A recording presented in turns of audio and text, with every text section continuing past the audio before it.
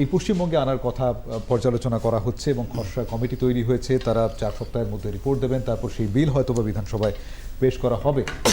একটা প্রশ্ন বারবার উঠে আসছে যে এক শ্রেণীর নারী যারা হয়তো লাঞ্ছিত হচ্ছিলেন, যারা হয়তো বঞ্চিত হচ্ছিলেন এবং তারা সামনেও আসছেন, এগিয়ে আসছেন এবং তারা হয়তো বিলের পক্ষে কথা বলছেন, তারা কি এবার সত্যি সুবিচার পেতে চলেছেন যদি এই বিল শেষ পর্যন্ত বিধানসভায় আনা হয় এবং পাশ হয়? দেখুন, সব কিছুর ঊর্ধ্বে হচ্ছে মানবতা, সব কিছুর ঊর্ধ্বে হচ্ছে ন্যায়, যৌতিকতা। অভিন্ন দেওয়ানি বিধির মধ্যে মানবতা আছে, ন্যায় আছে, যৌতিকতা আছে। একটা সম্প্রদায় তারা শুধু নারী বলে কেন বঞ্চিত হবে? দেওয়ানি বিধি, যেটা ইসলামিক দেওয়ানি বিধির কথা আসছি, সেটা মূলত তার ক্ষতিকারক প্রভাবটা মুসলিম মহিলারা পেয়েছে। ফৌজদারি বিধি, কি যেটা ইসলামিক ফৌজদারি বিধি, সেটা কিন্তু মুসলিম সমাজ নেয়নি। খুব ইন্টারেস্টিং ব্যাপার। ফৌজদারি বিধিতে চুরি করলে হাত কাটা, ধর্ষণ করলে পাথর দিয়ে বেড়ে দেওয়া। মুসলমান সমাজ কি শরিয়ত বিধি অনুযায়ী ফৌজদারি আইনকে ওয়েলকাম করে না? তাহলে দেওয়ানি আইনকে ওয়েলকাম করছে। তাহলে দেওয়ানি আইনটা কাদের বিরুদ্ধে যাচ্ছে? মহিলাদের বিরুদ্ধে যাচ্ছে।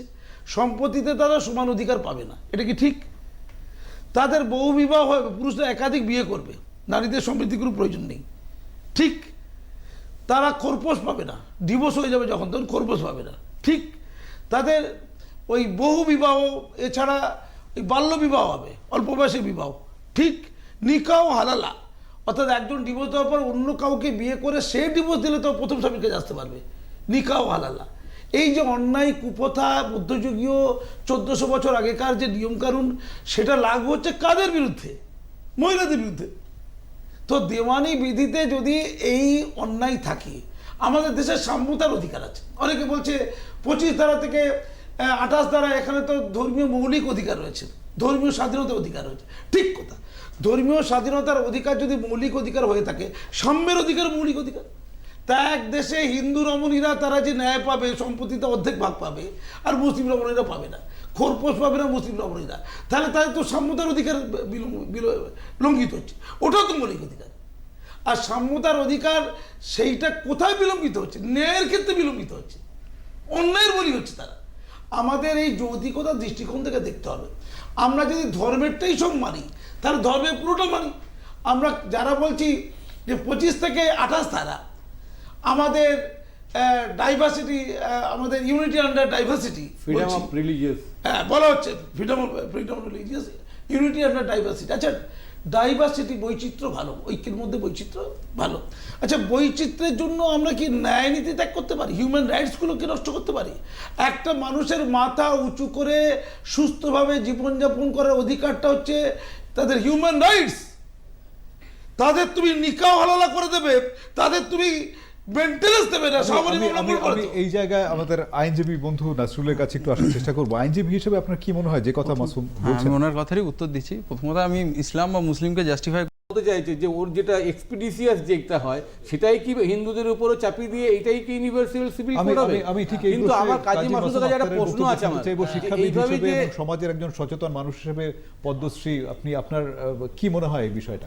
দেখুন, মাথায় ব্যথা করেছে, উনি যেটা বলছেন তার পরিপ্রেক্ষিতে বলছেন, মাথায় ব্যথা করেছে, কলাটা কেটে মাথাটা আলাদা করেছে, ব্যাপারটা এরকম হয়ে গেল। আমাদের ডিভোর্স পদ্ধতিতে দীর্ঘসূত্রিতা আছে। এবার আমাদের চেষ্টা করতে হবে দীর্ঘসূত্রিতা যাতে বন্ধ হয়, সঠিক সময়ে ডিভোর্সের পর সম্পূর্ণ দুপক্ষের শান্তি। এইটা যেহেতু দীর্ঘসূত্রিতা আছে, তাই ওই অভিন্ন দেওয়ানি বিধি দরকার নেই। তাহলে ওই 3 তালাক, ওই হাসান তালাক চলুক। এটা না, হাসান তালাক, ওটাও 3 হাসান তালাক। আমার এটা নিয়ে গবেষণা, কি কোনো ডিফেন্স করার সুযোগ নেই? মানে আমি বলি ডিভোর্স দেব না, আমি বলি ওটা ডিভোর্স, ওইটা ওইভাবে 3 মাসে। আমার বক্তব্য অন্য জায়গায়, সেখানে মহিলাদের অগ্রাধিকার একটু কম আছে, সেটাই বলছি, একতরফা ইকুয়ালিটি নেই। আমি ডিভোর্স দিতে পারি, আমি জানি খোলা আছে, খোলারও আইন কানুনগুলো এই বিস্তৃত আলোচনা করতে গেলে আজকে টকস হবে না। আমার বক্তব্য হচ্ছে প্রয়োজন কোনটা, কোনটা প্রয়োজন নেই, কোনটা যুগোপযোগী, কোনটা ন্যায়সঙ্গত, এইটা হচ্ছে বাস্তবতা। আমার প্রসঙ্গ হচ্ছে কেন এই ভিন্ন দেওয়ানি বিধিটা হয়েছিল। ভিন্ন দেওয়ানি বিধি তো হওয়ার কথা নয়। 1937 সালে যখন এই আমাদের শরীয়ত আইন টাইন সব ব্যবস্থা হলো, তখন ব্রিটিশরা ইচ্ছা করে দেওয়ানিটাকে মেনে নিয়েছিল, ফৌজদারিটা মেনে নেয়নি। কারণ তাদের তো ফৌজদারিতে ওই আইন কানুন নিয়ে সমস্যা তৈরি হয়ে গেলে তখন তাদের তো ইনকামের প্রবলেম না। কারণ আমরা জানি ফৌজদারির ক্ষেত্রে কি হয়, কেউ কাউকে হত্যা করেছে বা ধর্ষণ করেছে বা খুন করেছে, তাহলে সে ভার্সেস স্টেট হবে, স্টেটকে দায়িত্ব নিতে হবে।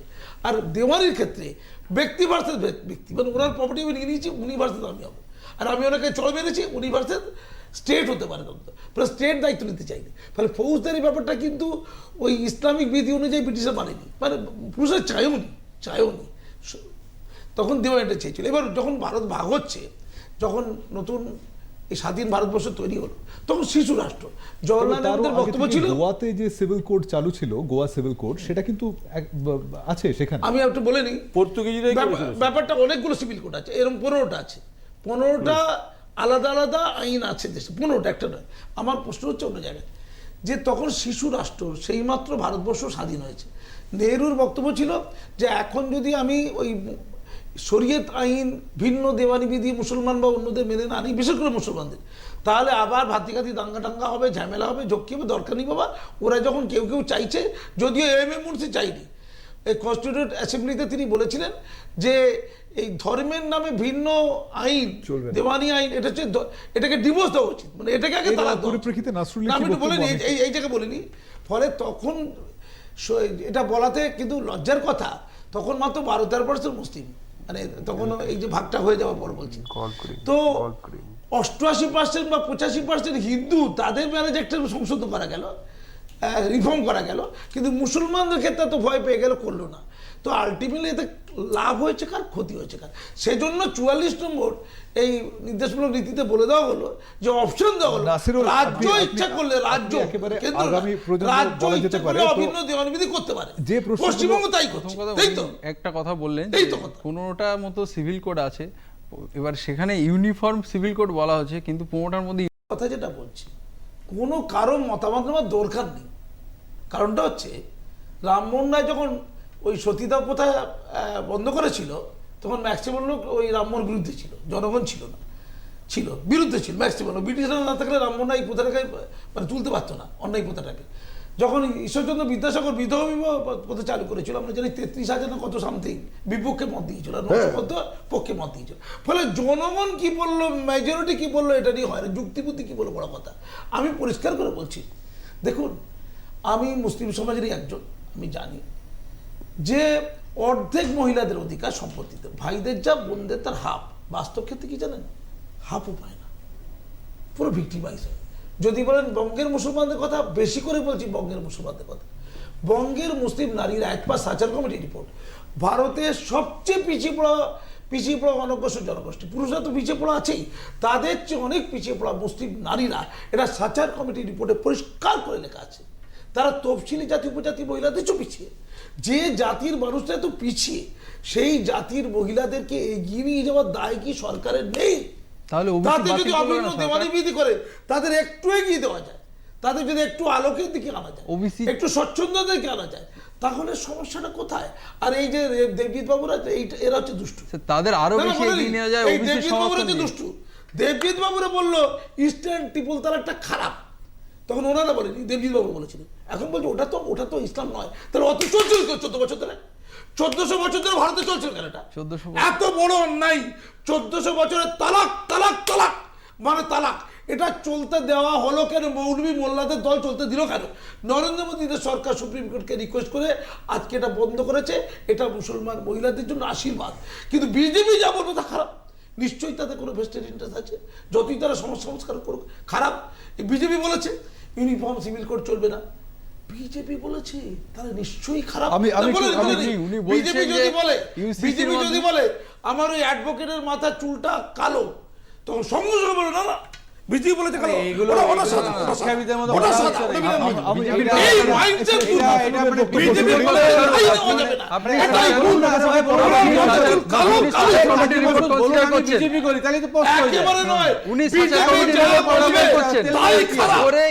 মুসলমানদের বিরোধী।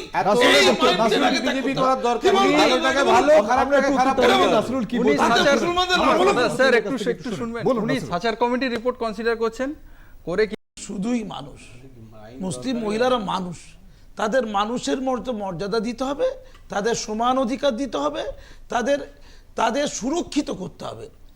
তাদের মর্যাদার আসনে আসীন করে তাদের মায়ের মর্যাদা দিতে হবে, তার জন্য তাদের শক্তি দিতে হবে, শক্তি দায়িনী মা, তাদের আপনি মা একটা করতে বিখ্যাত হবে। গানের কথা বলে শেষ করলেন, হেমন্ত মুখোপাধ্যায়ের কণ্ঠে বিখ্যাত গান, সেই গান সত্যি তুমি দেখো নারী পুরুষ, আমি দেখি শুধুই মানুষ।